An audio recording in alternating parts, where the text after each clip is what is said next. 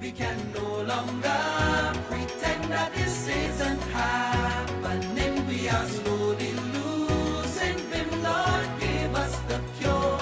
She is still my home. Barbados is still my home. She is still my home.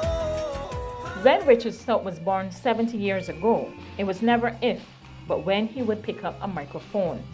He did, and today he is a legend. It's virtually impossible to discuss music in Barbados and exclude the name of this Bajan Gem, who believes music is life. There's nothing in the world I like better than to see people happy. And there's no business that makes people happier than show business. A song is delivered well and people enjoy it. You know, you go home feeling that you've done something that makes sense, you know, and that's why I think that singing is indeed a way of showing your appreciation for life. His break came when he was just 7 years old. I started with a group called the Opals, where we started to practice in New Orleans, public convenience on evenings. That was our best venue for practice. And while we showered people, while people showered, we sang. And we were then named the Opals through the genius of the late Jack Hill. He came down and heard us on evenings, and he decided that he would name the group after him. There was no money, it was just fun.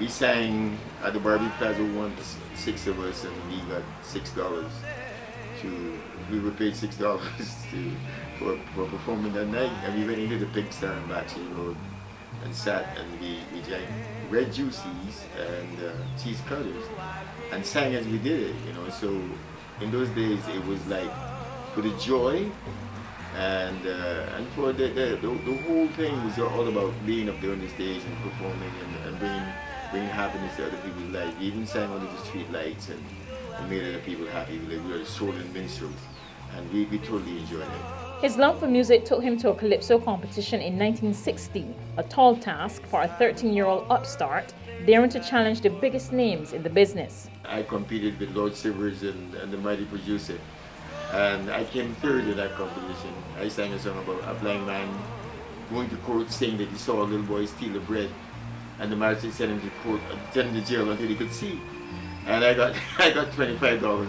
Shortly after, another door opened for the rising star. Jackie Opal asked Stoute to represent Barbados at the 1971 soul singing competition in St. Croix, and this time around, he did not place third. He said to me, look, I have an opportunity for you. I'm going to let you go, but I don't want you to come back here unless you win this competition.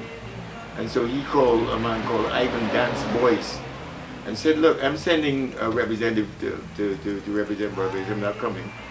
And I went to St. Croix and won the competition from 13 other Caribbean islands. Stoute became a household name at home and abroad with his soulful voice, and he began to record hit after hit. Goodbye, My Bajan Girl, To Love Somebody, Any Day Now, The Best Part of My Day, and You Turn Me On to Love. He has performed across the Caribbean, the USA, London, and Canada. His success landed him a job at one of the island's major hotels, the Barbados Holiday Inn, as entertainment coordinator.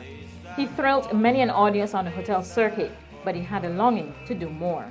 I've done so many singles. I've done over 50 singles, and I've done 5 albums, which are all put together. I have them all put together. You know, I walk around and sell my own music. You know, because I think that you ought to be proud of what you've done, and it's good to look back. And if you look at my walls, you can see how understanding I am about remembering where I came from. That led to the birth of the Richard Stoute Teen Talent Competition. And I grabbed that opportunity with both hands. I said, thank you, Lord, because I saw it as an opportunity to give other people opportunities to be known, and particularly younger people. I saw it 2 ways. If I do this in the hotel circuit, at that time, the local people felt that the hotels were built only for white people and tourists, and that they were not allowed to go in there. And if they were actually going into the hotel, they had to put on the longest gown and the nicest suit. I wanted to change that. I also saw it as, I said, you know what, one day the planes might stop coming. I'm going to make this the Apollo for local people as well. So I created a forum where local people came and enjoyed and mingle with the tourists, which brought about an association between the tourists and the locals, and with the view that the parents would also come and see their kids perform on Sundays at the Hall Inn. You know. Today, the 40-year-old competition is credited as the foundation for most of the island's leading voices: Edwin Yearwood, Tamara Marshall, Kieran Clark, Rupert Clark, Youngblood, just to name a few. A proud Stoute says the contest has accomplished his dream of developing local musical talent and empowering young people to be the best they can be. I feel extremely happy. Listen, there's nothing in the world better than knowing that you've given impetus to people's lives, particularly young people. If a country is to succeed, the young people must be happy. We have to find a way to make our young people happy, because they are the ones who will carry this country to the next century. And so therefore we need to find forums for them to make them feel a part of it, you know. And I keep doing it all the time, you know. I want to continue to show them the right way about life.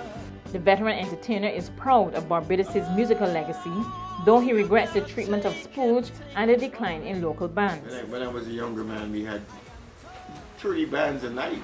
I mean, Crescendos, Troubadours, BRC, Tropical Landers, Telcos, everybody had a band. Every area had a band in it. And people from the area used to go by the rehearsal room and enjoy, stand in the road and dance and listen to the rehearsals. This independence, Stoute wants Barbados to celebrate its music and its entertainers. More than anything else, he's urging his fellow countrymen to return to the old values of love and togetherness. Just stop with the violence. Behave well. Respect our women especially. Men must respect women because women are givers of life.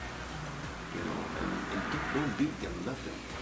You know, and so if we do that, we will have a beautiful country and people will always want to come here.